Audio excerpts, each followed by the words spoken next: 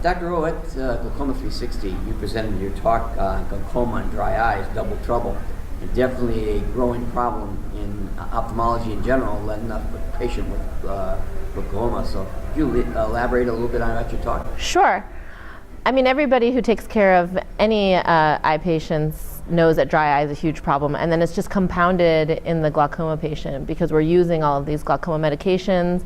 All of them have the capacity to worsen dry eye or induce dry eye. And then furthermore, some of the medications we use to augment the success of our surgical strategies also worsen dry eye or can cause ocular surface disease. So it's been estimated, and I think it's even greater in my practice, that roughly 40% of glaucoma patients have dry eye disease. And that decreases to 15% when preservative-free formulations are used. But I mean, the extent of the problem is huge. Patients who are on multiple eye drops also have a tendency to have worse dry eye disease.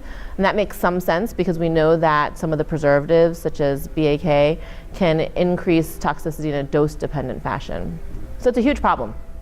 How about for when you do a microsurgery, say a MIGS procedure, is that a compound situation? So actually I think that is a nice place for the MIGS procedures to fit in. If you have a patient with early to moderate glaucoma, they're on multiple eye drops, they're not tolerating them, I do think that cataract surgery alone or cataract surgery combined with MIGS would be a great option to reduce that drop burden for that patient. So overall, I think it's actually a win-win in that situation. So what would you recommend for the clinician in dealing with this glaucoma patients? Yeah, I think there's definitely some low-hanging fruit. Some of that includes, for example, we tell patients to use artificial tears with their dry eye, and in one study, a lot of glaucoma patients were using artificial tears, but roughly 50% of them were using artificial tears with preservatives in them.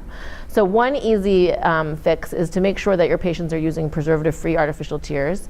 Another is to consider switching over to preservative-free formulations. I definitely have a lot of patients in my practice who had symptomatic dry eye, and when we switched them over to preservative-free formulations, did a lot better. And then offering laser trabeculoplasty as a first-line treatment or as an adjunctive treatment to reduce the number of drops a patient is using would be very helpful. And then finally, like we were talking about, using cataract surgery or cataract surgery with MIGS to reduce drop burden.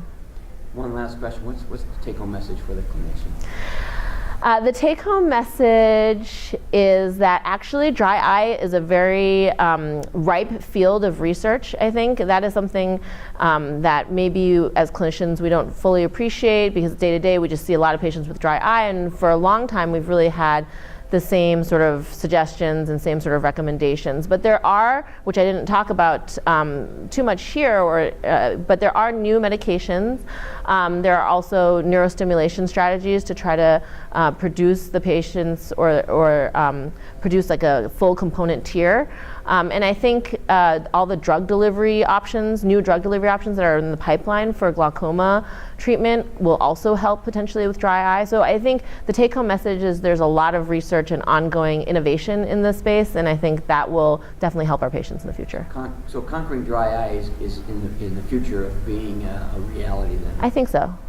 Thank you, Doctor. I appreciate your time. Thank you.